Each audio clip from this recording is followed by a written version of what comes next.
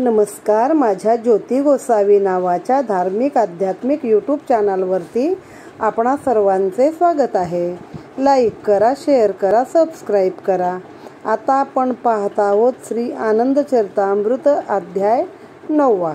वक्रतुंड महाकाय सूर्यकोटी समप्रभ निर्विघ्नं कुर्मे देव सर्वकार्येषु सर्वदा. गुरुर्ब्रह्मा गुरुर्विष्णू गुरुदेव महेश्वरा. गुरु साक्षात परब्रह्म तस्मै श्री गुरुवे नमः. ब्रह्मानंदं परमसुखदं केवलं ज्ञानमूर्तिं द्वन्द्वातीतं गगनसदृशं तत्त्वमस्यादिलक्ष्यम् एकं नित्यं विमलमचलं सर्वभिः साक्षिभूतं भावातीतं त्रिगुणरहितं सद्गुरु त्वं नमामि. गुरु वाचुनी मोक्ष कोणा मिळाला, मुन्नी गुरु पाहिजे साधकाला. गुरुचे घराणे असावे समर्थ, म्हणा नित्य जय जय रघुवीर समर्थ. सेवा करावी गुरुराजे यांची, चिंता हरावी सकळी मनाची. सांभाळ माझा बरवा करावा, आनंदमूर्ती मनी आठवावा. नेणो निकोणी पुसतील मूळ, कृष्णातिरी क्षेत्रची ब्रह्मनाळ. कृष्णान वेदा उभया वाहाती, त्या संगमी वास आनंदमूर्ती. श्री गणेशाय नमः. कोणे एके अवसरी, श्री जयराम ब्रह्मचारी. आनंदमूर्ती बरोबरी नागठाण्यास पातले. उत्तर वाहिनी कृष्णावेणी, तेथे काही दिवस राहोनी. स्नान जप ध्याना संपादुनी, काळक्रमावा हा हेतू.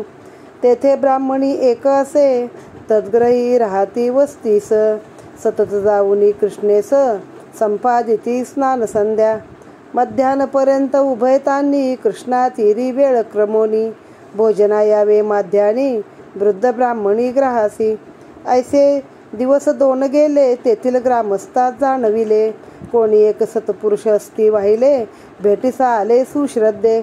नमस्कारिल्या उभयमूर्ती, आदरे पुसले तयाप्रती. उदरनिर्वाह कोणे रीती, संपादिता या स्थळी. यरी कथिले यथार्थ, 2 दिवस आम्ही येथ. वृद्ध ब्राह्मणीचे ग्राहात, भोजन सारिले संतोषे. इतपर भिक्षाटन, काळक्रमू स्वेच्छे करून. ग्रामस्थी हे परिसोन, बोलते झाले तयाप्रती. भिक्षान कीजे स्वामी, निर्वाह सामुग्री पुरवितो आम्ही. वृद्ध ब्राह्मणीचे घरी तुम्ही, मनेच्छा स्वस्थ राहावे. मग त्या ग्रही जाण, ग्रामस्थी डाळपीठ नेऊन. द्यावे प्रत्यही पोचवून, भक्ती पुरस्पर आवडी. बाईचे ग्रही म्हैस एक, तानपी दुभते सुरेख. दही दूध ताक वाढते ब्राह्मणा प्रत्यही. तक्र लोणी यथेष्ट, प्रीती पुरस्पर संत श्रेष्ठ. सेवन करती सुख संतुष्ट, निरक्त स्वकर्मी प्रतिदिनी. एके दिवशी आनंदयोगी, बोलले त्या बाई लागी. म्हैस नेतो आम्ही संगी, रेडका सहित कृष्णेस. स्नान संध्या करू स्वस्त, म्हैस चरेल बेटात. येता समयी वत्सा सहित, विश्वामित्री ग्रह आणू. अवश्य म्हणे ती ब्राह्मणी, रेडका सहित म्हैस घेऊनी. स्नाना गेले महामुनी, उत्तर वाहिनी कृष्णेचे. स्नान सारोणी सावकाश, बैसले संध्या जपास. म्हैस सोडली चरावयास, रेडका सहित बेटात. सारुनिया जपध्यान, ब्रह्मानंदी वृत्ती मग्न. म्हैस आणावी हे स्मरण, राहिले नाही तया ते. ग्रहा येता राजयोगी, ब्राह्मणी पुसे तया लागी. म्हैस आणली नाही संगी, वत्सा सहित किमर्त. एरी कथिले यथार्थ, बरी बांधिली बेटात. नैवेद्य झाली आता ते घेऊन येऊ त्वराग्रती. मग भोजन सारोण वाहिले, वामकुक्षीस विश्रमले. स्वल्प वेळा आणो गेले, म्हैशी लागी नदी तटा. तव तो कृत्य ओखटे झाले, रेडकू वृक्काने मारिले. एकट्या म्हैशी ते लक्षिले, नदी पाशी वरडता. चित्तात खेद अत्यंत झाला, हा प्रमाद असे घडला. दूर निमित्ताचा लगटला, तुंबळ शब्द निजांगा. होणार जे बळवंत, कदा काळी न चुकत. मग एकट्या म्हैशी ते आणते झाले बिराडी. पुसे घरची म्हातारी, एकटे म्हैस आणली घरी. रेडकून दिसे बरोबरी, कसे काय झाले. एरी कथिले यथार्थ, वृद्धा कोपली अत्यंत. मग दुर्भाषणे करीत्या ते, मर्यादा काही न राहिली. कोणे एकेकाळी जयराम स्वामी आणि आनंदमूर्ती नागाटणे या गावी आले. तेथे उत्तर वाहिनी कृष्णा आणि कोयनेचा संगम आहे. तिथे काही दिवस हे राहून स्नान ध्यान जप करून काळ व्यतीत करावा असे त्यांनी मनात योजिले. तिथे उत्तरवाहिनी कृष्णा वेण्णीचा संगम आहे. तिथे स्नान ध्यान जप करून काळ व्यतीत करावा असे त्यांनी ठरवले. मग एका वृद्ध ब्राह्मणीला विचारून तिच्या घरी मुक्काम केला. मग ते रोज कृष्णा नदीवर स्नानाला जात. जप संध्या ध्यान वगैरे सगळं सतत ते करायचं. दुपारी मध्यान्हीला भोजनाला त्या वृद्ध ब्राह्मणीच्या घरी जायचे. असे 2 दिवस गेल्यावर तेथील ग्रामस्थांना वाटले की हे कोणतरी महापुरुष सत्पुरुष आपल्याकडे आलेले आहेत आपल्या गावात आणि आपल्याला आपल्या भाग्यामुळे भेटलेले आहेत. मग त्यांना आदराने नमस्कार करून त्यांनी विचारलं की रोजचा योगक्षेम तुमचा कसा चालणार, भोजन कुठे करता, कुठे राहता. मग त्यांनी सांगितलं की 2 दिवस झाले आम्ही त्या वृद्ध ब्राह्मण स्त्रीकडे राहतो आणि जेवतो, पण आता उद्यापासून मात्र भिक्षाटन करणार आहोत हे देखील सांगून टाकले. त्यावरती ग्रामस्थ म्हणाले, स्वामी तुम्ही भिक्षा मागू नका, आम्ही या वृद्ध स्त्रीच्या घरी जेवणाची साधनसामुग्री पुरवितो, तुमची इच्छा आहे तोपर्यंत येथे राहावे. आणि मग ते ग्रामस्थ त्या बाईच्या घरी दररोज शिदा पोच करते झाले. म्हणजे पीठ म्हणा डाळ म्हणा काय लागल ते तिच्याकडे पोचत होते. आता त्या बाईकडे एक दुभती म्हैस होती. ती बाई या साधूंना रोजच्या जेवणात दूध दही ताक वाढायची. ब्राह्मण पण त्या जेवणावरती संतुष्ट होते आणि आपले नित्यकर्म करीत होते. मग एके दिवशी आनंदमूर्ती त्या बाईला म्हणाले की आम्ही जेव्हा नदीकाठी जातो तेव्हा जाताना सोबत ही म्हैस आणि तिचे रेडकू चरायसाठी घेऊन जातो. आम्ही स्नान संध्या करू तेव्हा ही म्हैस आणि तिचे रेडकू गवतात चरेल आणि येताना रेडकासहित म्हशीला आम्ही परत घेऊन येऊ. तिला विश्वामित्री हा सुंदर शब्द आहे, मला आवडला. म्हशीसाठी विश्वामित्री हा शब्द आहे.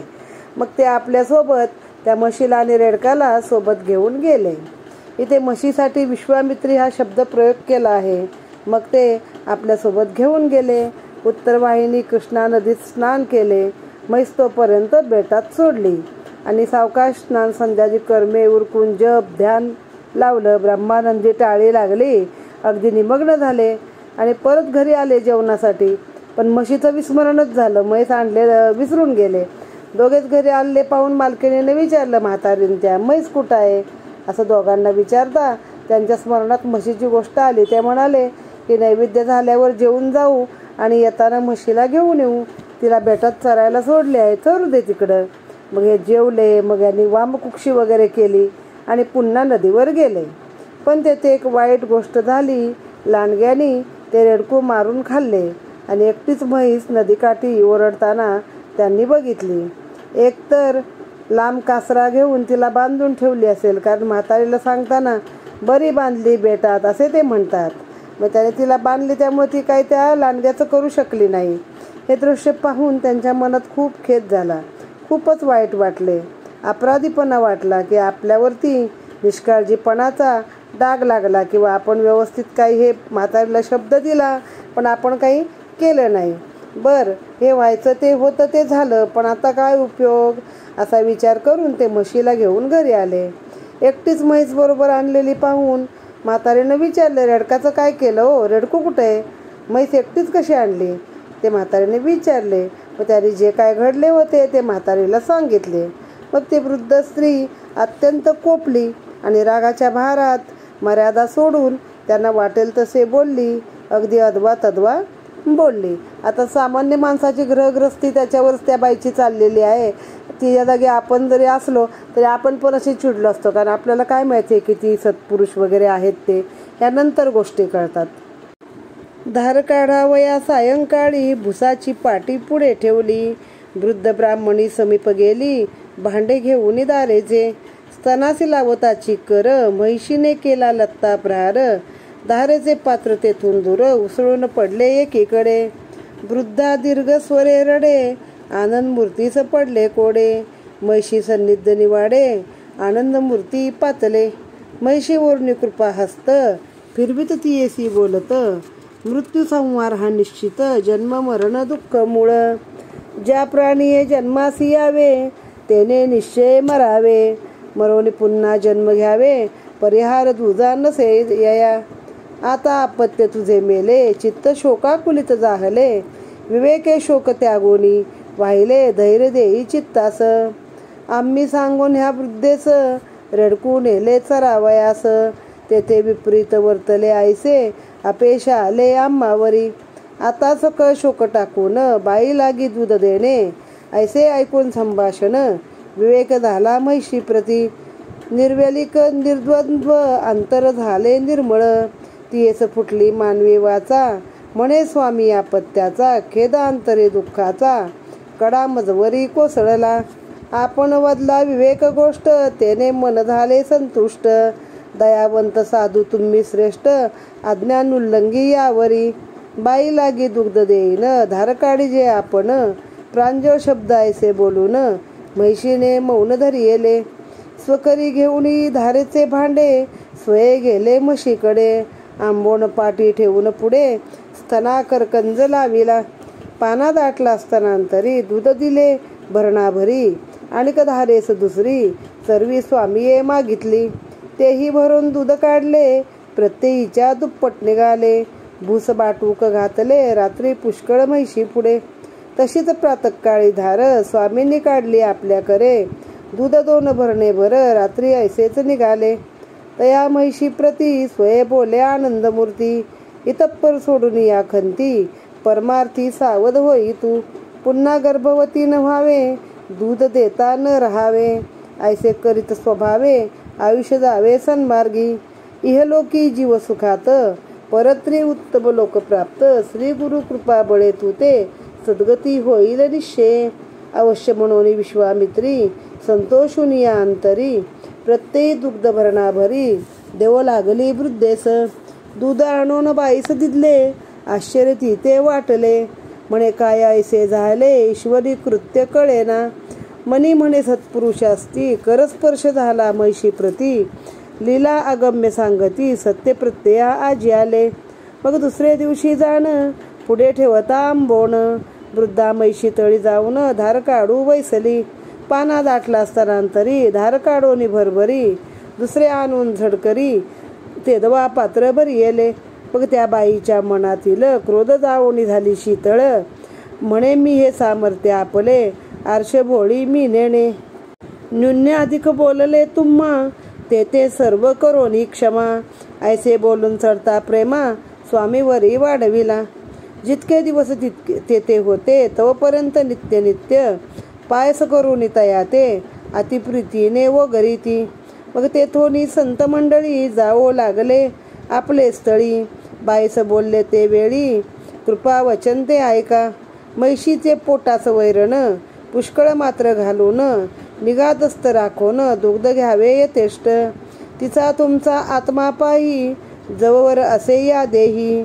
तो सगर्भ होणार नाही दुग्ध उणे न होय. ऐसे तया बाई लागी सांगून गेले आनंद योगी.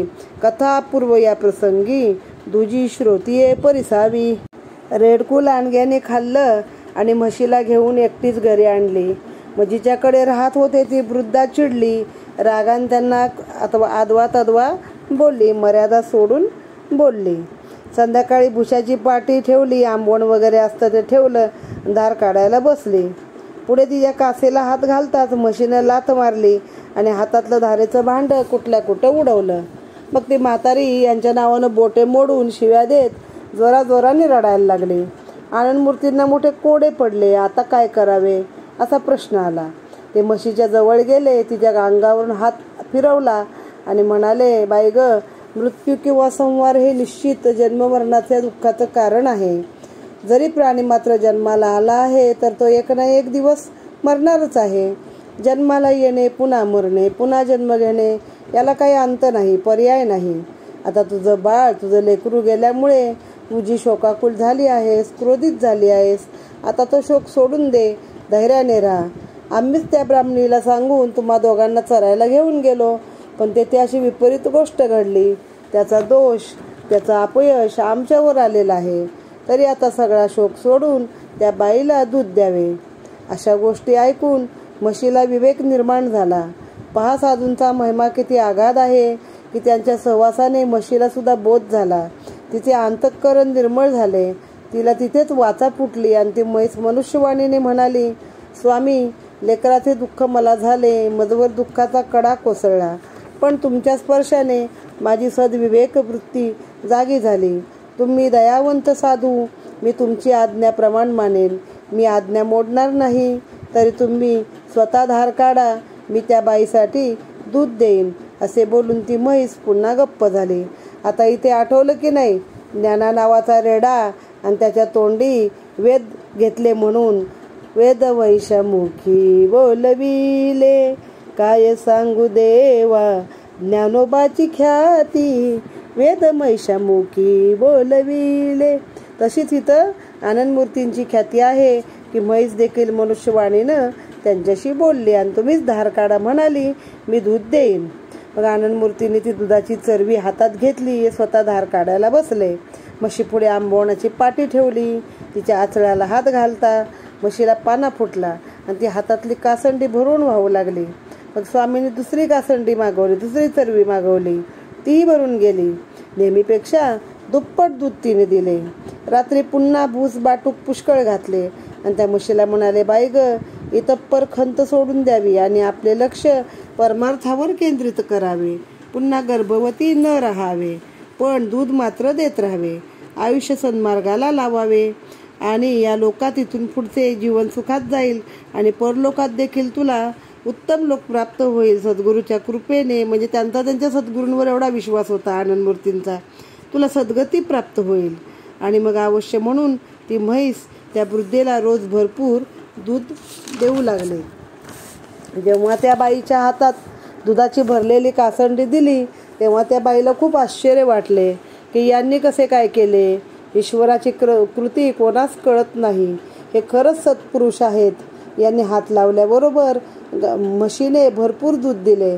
लोक त्यांच्या लीला सांगत होते, पण आपल्यालाच त्या प्रत्ययास आल्या. दुसऱ्या दिवशी वृद्धा स्वतः बसली. तिने कासेला हात घालताच म्हशीने भराभर दूध दिले. दुसरी चरवी मागवली, ती पण भरली. मग बाईचा क्रोध शांत झाला. बाई जरा शीतळ झाली. ती मनात विचार करू लागली की हे खरेच संत सज्जन आहेत. मी त्यांना रागाने वाटेल तसे बोलले, पण त्यांनी माझ्यावर क्रोध केला नाही.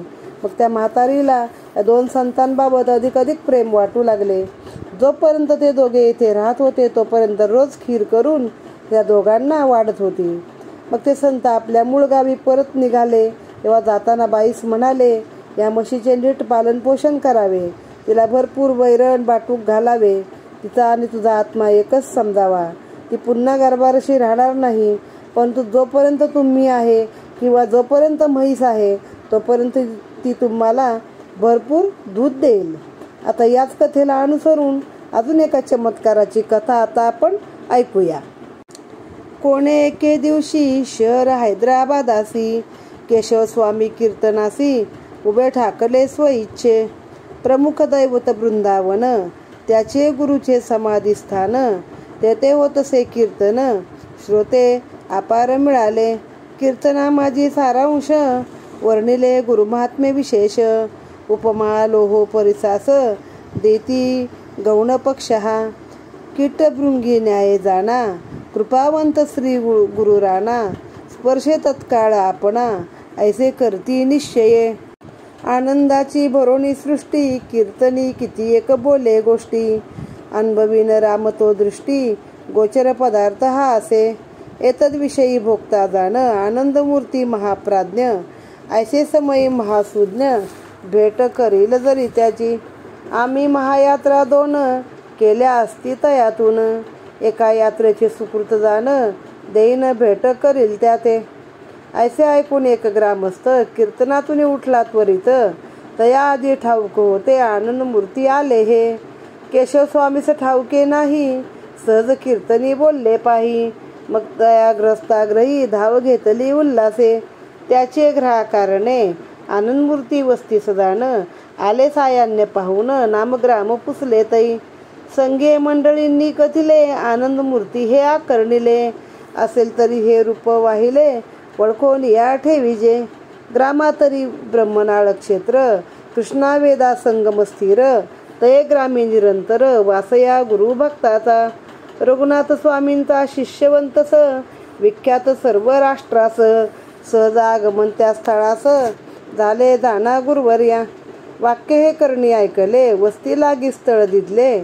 रात्री श्रवणाचे वेळे, कीर्तनासी तो गेला. कीर्तनी ऐकली गोष्ट, आनंद मूर्तीची करविल भेट. महायात्रेचे सुकृत स्पष्ट, देईन त्यास निश्चय. आकर्णुनी सुपर्णा ऐसा, धावला ग्रहा लागी सरसा. आनंद मूर्ती सुद्धा गटचा, अवलोकिला द्विजवरे. पाहतो तव आनंद मूर्ती, निद्रा पन्न झाले असती. ब्राह्मण विवेकी महामती, विचार करी मनात. जरी करावा शब्दघोष, निद्राभंगाचा लागेल दोष. सत्पुरुषाचा संतोष, होईल ऐसे करावे. काही न बोलता द्विजवर, चरणथुर तसे स्व करे. तव जागृती प्रभाकर, श्रीमूर्ती हृदयी उगवला. पाय चुरतो हा कोण, ओळखीला घरचा ब्राह्मण. उठवून पुसले कारण, पाय चुरता की मर्त. नमस्कारुनी ब्राह्मणे, कथिले साकल्य वर्तमान.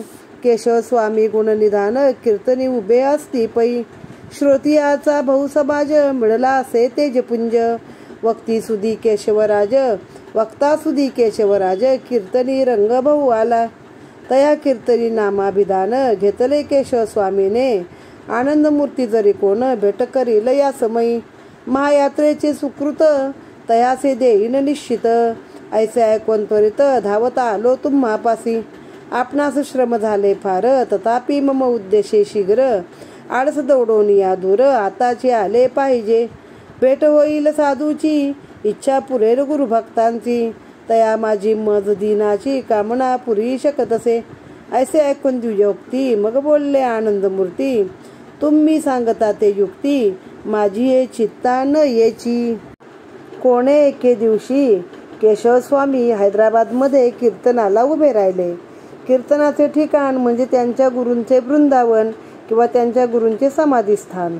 तेथे कीर्तन सुरू होते. तेथे श्रोते पण अनेक मिळाले. विषय होता गुरु महात्म.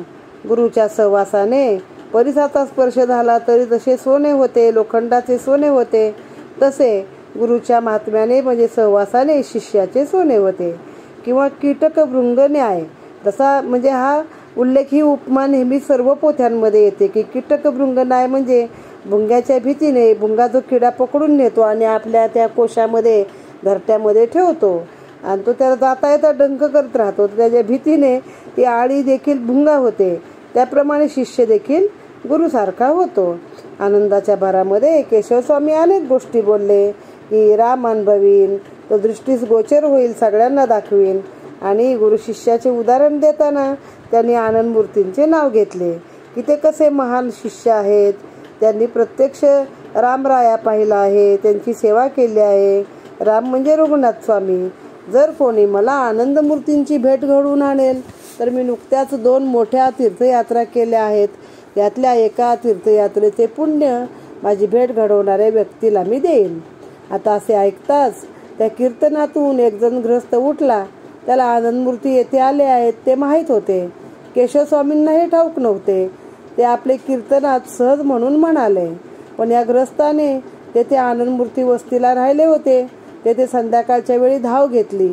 त्यांचे नाव गाव विचारले आणि मग सोबतच्या मंडळींनी हे आनंद मूर्ती आहेत, नीट बघून ठेवा असे सांगितले. हे कृष्णा वेदा या संगमावरती सांगलीच ब्रह्मनाळ नावाचे क्षेत्र आहे. तिथे हे गुरु शिष्य राहतात. म्हणजे ते मुक्कामीत होतात. तो आनंद मूर्ती या माणसाच्या घरी. एकदा संध्याकाळी ते आले मुक्कामाला शिष्यासह आणि मग तेव्हा ह्यांनी आपली संध्याकाळची स्वतःच्या घरी धाव घेतली आहे. हा रघुनाथ स्वामींचा शिष्य विख्यात असून सगळ्या राष्ट्राला ठाऊकी आहे. आता सहज या स्थळी त्यांचे आगमन झाले आहे. तर त्यांना वस्तीसाठी हे सगळं ऐकलं. मग त्या ग्रस्ताने त्यांना जागा दिली. त्या रात्री कीर्तन ऐकण्यासाठी त्यानंतर तो गेला. म्हणजे आपल्या ओसरीला किंवा आपल्या जागी आनंद मूर्ती त्यांच्या शिष्यांना जागा दिली आणि मग तो केशवस्वामींचे कीर्तन ऐकण्यासाठी गेला.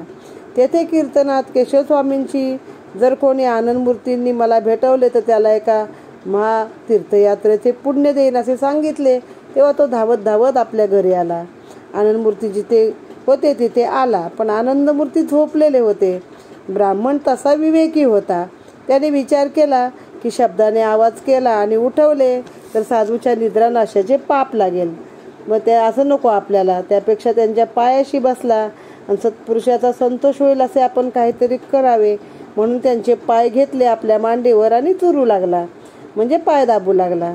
त्यामुळे आनंदमूर्ती जागे झाले आणि आपले पाय कोण चुरतो आहे ते बघण्यासाठी उठून बसले. पाहिले तर आपण ज्याच्याकडे वस्ती केली आहे तो घरचा ब्राह्मण पाय चुरत बसलेला त्याने ओळखला. मग त्याला म्हणाले, माझे पाय कशासाठी चुरता? मग त्या ब्राह्मणाने कीर्तनात घडलेली सर्व गोष्ट सांगितली. केशवस्वामी कीर्तनात उभे होते. त्यांनी कीर्तनात तुमचे नाव घेतले व जो कोणी त्यांची भेट घडून देईल त्याला माझ्या एका महायात्रेचे पुण्य देईल असे म्हटले. तर स्वामी, तुम्ही एवढे थकून भागून आलात, पण माझ्यासाठी तिथे चला, केशवस्वामींची भेट घ्या. मग त्यांची पण मनीषा पुरेल, गुरु शिष्यांची भेट होईल आणि मला पण एका तीर्थयात्रेचे पुण्य मिळेल. माझी दिनाची कामना पुरी करावी. त्यावर आनंदमूर्ती म्हणाले, तू जे काही म्हणतोस ते काही माझ्या मनाला पटत नाही. असे सौरस्य एक येथे ते मी सांगेन सखया तू ते. त्याची आमच्या भेटीत ब्रह्मानंद उचंबळेल. तया आनंदाचे रहस्य मी अनुभवी सावकाश. ऐसी पात्रता मज दिनास देवोनी सनाथ करावे. यात्रा सुकृताची पाही कामना मज सर्वथा नाही. ऐसे तयापाशी नाही बोलून घेई द्विजवर्या. ऐसे तयापाशी पाही बोलून घेई द्विजवर्या. ऐसे ऐकता तटस्थ दोन्हीकडे वेदला ग्रस्त. कोणत्या गोष्टी माझी हित माझे मज नुमगेची. विचार विवरोनी दयाळा सांगा जाणीवेची कळा. अल्पमती ब्राह्मण भोळा उघडे डोळा पहा मज. ऐकोनी दैवी संपत्ती कृपेने वेधले आनंदमूर्ती. बुल्लास यात्रेची सुकृती परिते नोहे सुजाणा. श्री गुरु कृपा महालाभ ब्रह्मानंदाचर अभिनव कुंभ. हृदय उमटे स्वयंभ मत्सरदंभ दुरावे. ऐसिया पदार्थ होई पात्र काय करसी महायात्रा. ऐसे ऐकता तो विप्र अवश्य म्हणे श्री गुरु. मग उभयता कृष्ण राम जैसे जनमनोभिराम. पावले कीर्तन पांडव धाम पुसोनी घाम द्वैताचा. केशव स्वामी आनंदमूर्ती पाहता मिठी चरणावरती. दृढतर घालोनी पदाप्रती अभिषेक केले नेत्र जळे. येरे तैसेच केले दंडवत चरणावर घातले. बाष्पकंठी दाटले चरण धुतले नयनोदके. उठून या दोघा झाल्या भेटी प्रेमालिंगने पडली मिठी. ते समयीचा आनंद सृष्टी माझी समावो शकेना. मागुती ठाकले कीर्तनी कीर्तन भोगता आनंदमुनी. प्राप्त झाली या दशगुणी आनंद झाला प्रबुद्ध. सूर्योदयावधी जाण ते दिनी झाले कीर्तन. मंगल आरती करून कीर्तन समाप्त मग केले. उभयता मग त्याच स्थळी बैसले साधू एके मेळी. अन्य श्रोते मंडळी स्तोमयी सर्व बैसला. केशव स्वामी ये स्वागते पुसले ब्रह्मनाळ कधी सोडले. येणे आगमन केव्हा झाले कीर्तन वार्ता कळली कैसी. आनंदमूर्तीने तया ते कथिले सर्व वृत्तांताते. इतक्यात विप्रहित ते समीपच बैसला होता तो. चरणी ठेवूनी मस्तक बोले जोडूनी द्वय हस्तक. कीर्तनी बोललात निष्ठंक वचना आपण गुरुवर्या.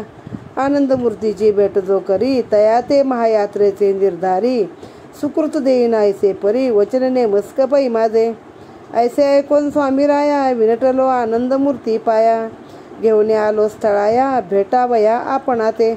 आता माझे गोमटे तेच करजे मुनिश्रेष्ठे म्हणून चरणावरी लोटे.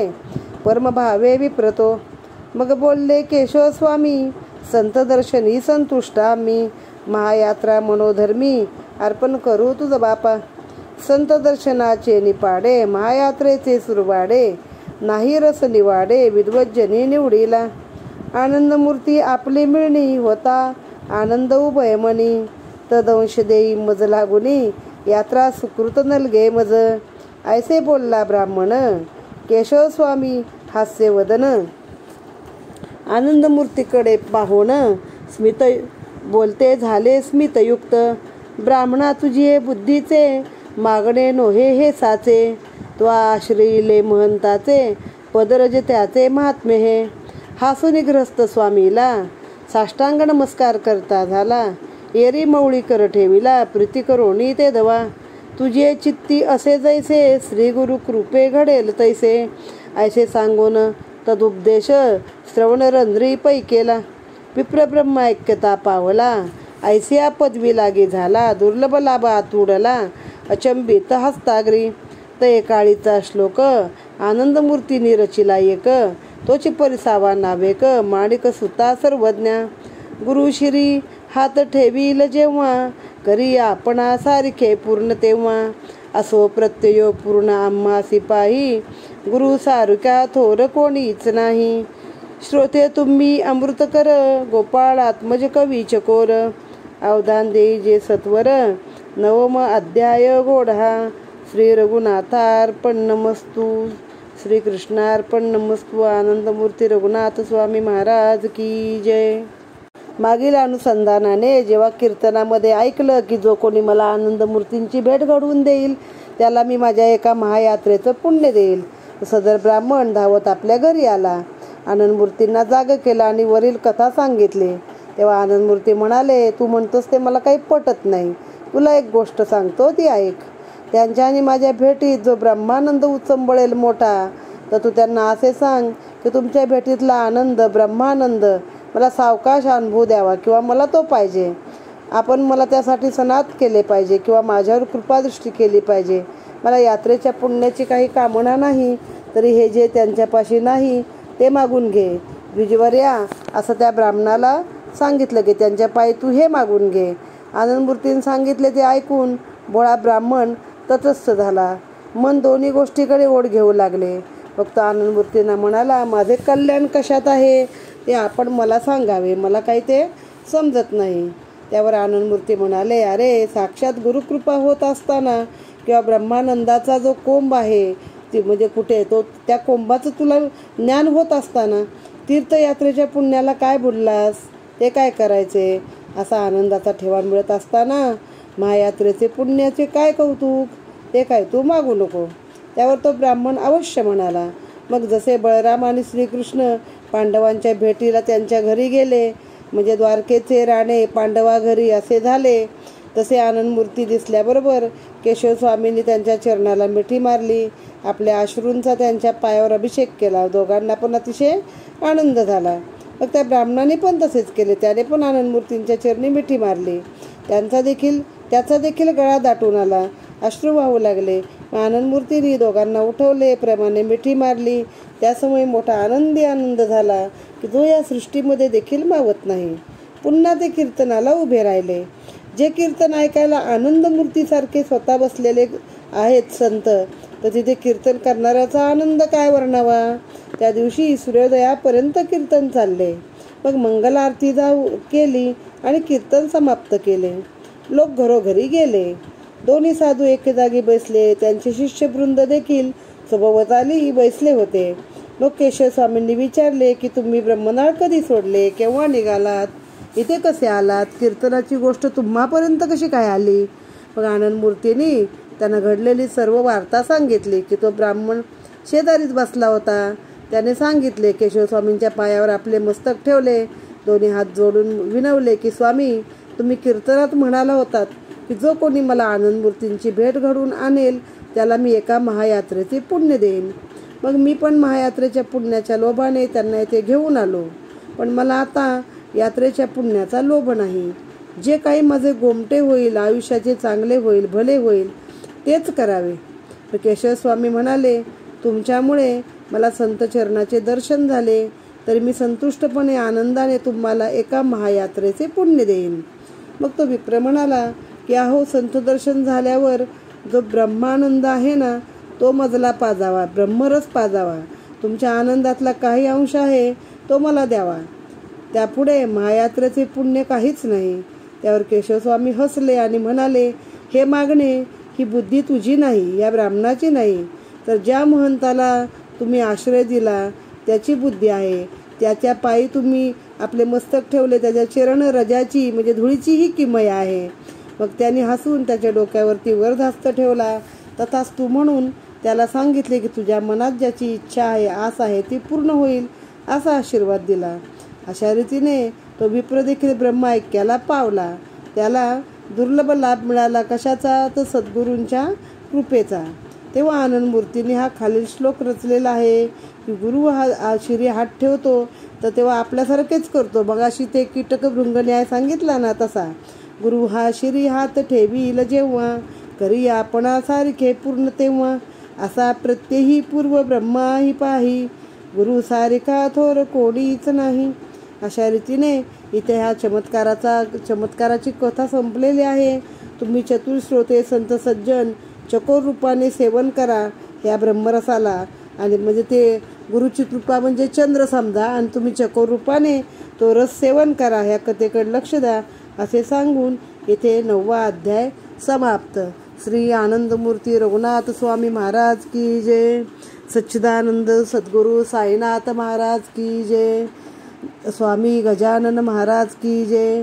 अक्कलकोट स्वामी महाराज की जय. समर्थ रामदास स्वामी महाराज की जय. असा आपण सर्व संत गुरूंचा सर्व संतांचा जयघोष करून हा अध्याय इथे संपवित आहे.